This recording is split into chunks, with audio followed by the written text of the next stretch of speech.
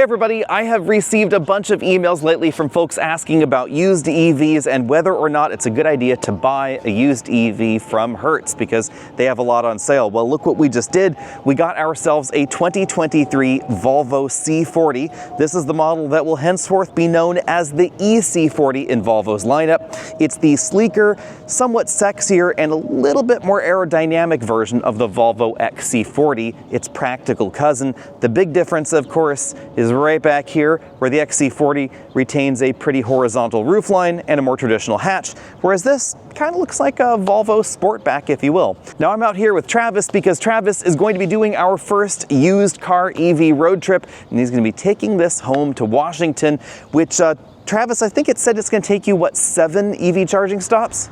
It's going to be quite a few, and I haven't even picked my total route yet, but don't worry, we'll go ahead and take a look and keep track of all that data. The one thing I appreciate is that we're getting a little bit more aerodynamics. It should be ever so slightly more efficient, but this is not the most efficient Volvo, and it's a lot less efficient than this year's.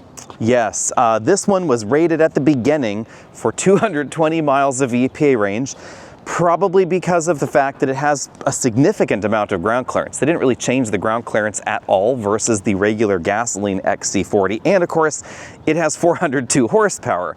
Now, if you were to buy one of these today, it would be EPA rated for just under 260 miles of range, still not the best. But 2025, it looks like it's going to be coming with a new battery pack that should extend the range. And this one has the original battery pack that launched with the Polestar 2, the XC40 Recharge, and of course, the C40 here. Now, as Travis and I look around the C40 together, Travis, what do you think we paid for this little guy? I think we probably got a steal because that's one of the reasons we get all those questions, because these Hertz cars are not only on sale, they're on a pretty good sale. And this vehicle from new was pretty expensive. Yes, if you want to buy this exact trim, I looked it up this morning, today, this would be $60,245. This is the mid-level trim. It's not the ultimate in the lineup, and it is missing one vexing feature. And it's one that I don't need every day, but for this road trip is really gonna hurt me. There is no adaptive cruise. And it's a little bit surprising at $60,000 for an MSRP that we don't have adaptive cruise, because that comes standard on a lot of cars these days. Yeah, and what's even weirder about that in Volvo's lineup is that it has autonomous emergency braking and all that jazz, and a radar sensor even jammed into the front. So why no adaptive cruise control? Honestly, I don't know. But check out those cool, sleek, and sexy taillights. That's probably the best thing about this design for me. This is a really good looking vehicle. It also has this kind of like dual level spoiler that it doesn't seem like it would. I mean, this is a fairly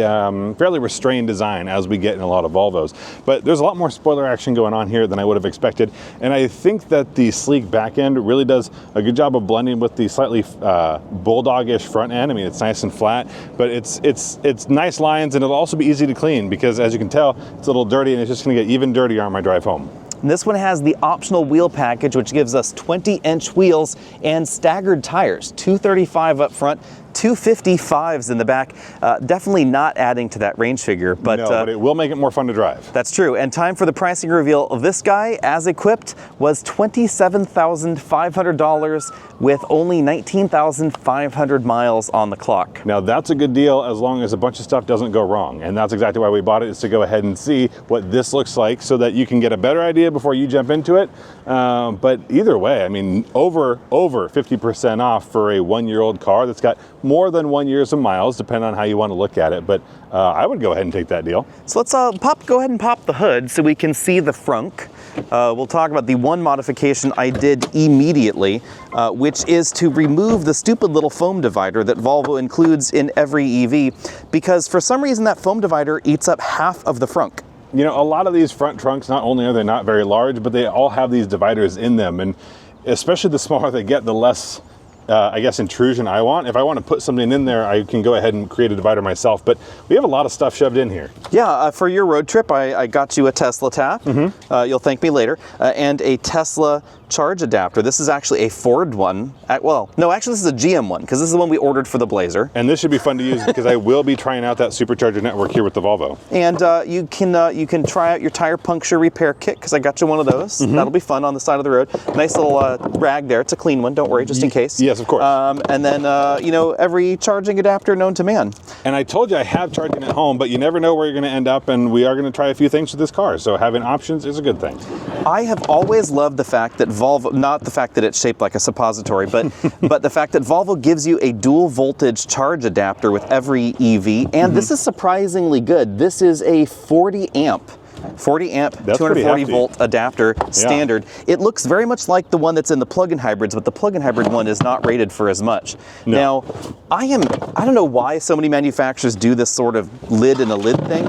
Are you a fan of the double lid just to make sure that you stay extra watertight? Probably not. It shouldn't seem too difficult to create a watertight seal the first time, but maybe, you know, if it's easier, people aren't in and out of their front trunks a whole lot, I don't think, so it's not the end of the world. And we also have a latch here, rather than the double pull for the hood, which I think I would prefer. You do have to do the single pull and then the latch. Let's check out the cargo room to see what you're working with back there. Yeah, I mean, the big thing that we lose here from the XC40 is going to be practicality, but it's not an enormous amount of loss. It's just not as tall of items that you're going to be able to fit here easily, but everything else, your luggage, your grocery store, everything else should be okay. Big boxes or very large dogs would be where it gets Still have a ski pass-through too. Yeah, and it's a 60/40 split with a pass-through. I mean, this is still a practical, functional car, and we have some of my favorite features like these grocery bag holders. Yep. And kind of fun fact, these all-weather mats that are inside and outside, these actually came with the car from Hertz. Go figure. Yeah, it's not including the spare, the originals. Yeah, and they actually had the original mats as well. Now back here we have the tire iron and the thing like that. The Fix-A-Flat used to be up front, but I actually relocated it to back here in this funky-shaped car, I don't know, whatever storage well, it seems like it fits there really well, yeah. So maybe that's where it should have gone in the first place. That's what I would have thought. I would have thought packaging that there and giving you more space inside would have been the way to go, but let's take a look at the dashboard. Now, Travis, I have to admit, it took me a while to find this specific one because it is blue on the outside and it's a little blue on the inside. I love that we have some different color interiors coming back, and it feels like blue is one of the big ones. I love that we've got blue sprinkled throughout here, and the fact that it doesn't match the exterior is fine by me. I'm just glad it's in here.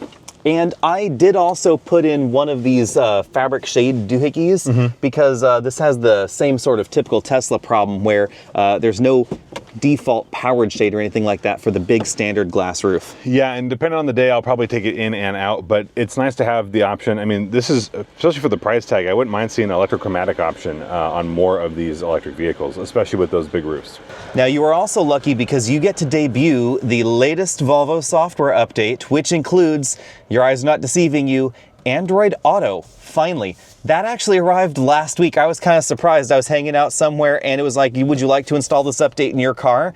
Is it securely parked? I said, sure, why not? It took a whopping 3 hours. That is a lot of time to put in Android Auto. But it gave us Android Auto. And of course, it has the complete Google connected systems. But you noted this, Travis. Oh, boy. These little guys right here. Yeah, I immediately looked at those and went, oh, so this one does have adaptive cruise control because that's what those icons would be for. No. But you said they don't. No, they're there just to make you ask questions. And as much as I hate a blank panel, I realize the thing I like less than a blank panel is a panel that has the button that isn't going to do what it's supposed to do. We do have the comfy seats though. Yes, four-way lumbar. Extendable thigh support, that's going to be great. And then the back seats, not half bad. And then hiding under the all-weather mats was, you know, again, the OEM kind of Berber, I guess, style floor mats. But I kind of blue like that. again, and more points for the blue. Blue on blue on blue. This one has the all-weather package or cold weather package or whatever they're calling it, which gives us the heated outboard rear seats and the heat pump, which I think you may find handy on your trip. I definitely will, yes. And it's been cold where I'm at, so not losing more range is always a plus. One thing I've always found funky though, why is it that we have this like ski pass-through thing, but the bars for the rear headrest, those are kind of in that ski pass-through? Don't know about that. Yeah, it seems like an interesting layout. Yeah, not quite sure why that exists. So as always, be sure and post your burning questions down there in the comment section below, including why is this episode on both channels? Well, because both channels have the car. So you will find more detailed EV-specific content over on the EV channel. We'll talk on the regular channel more about how the purchase process went, why you might or might not want to get a used car from Hertz, things like that. All the EV details, like how this battery ages, hopefully over the next year or two, well, you'll see that soon. And Travis is going to be road tripping this up and road tripping it back, including testing the Tesla supercharging network to see if there's any significant advantage for that. Expect videos on those. Yeah, coming up soon, because of course Volvo has committed to that J3400 standard, but of course, since this is a 2023, you know, we're CCS all the way with actually quite a lot of nature hanging out there in those plugs. Sorry about that. Anyway, see all of you later.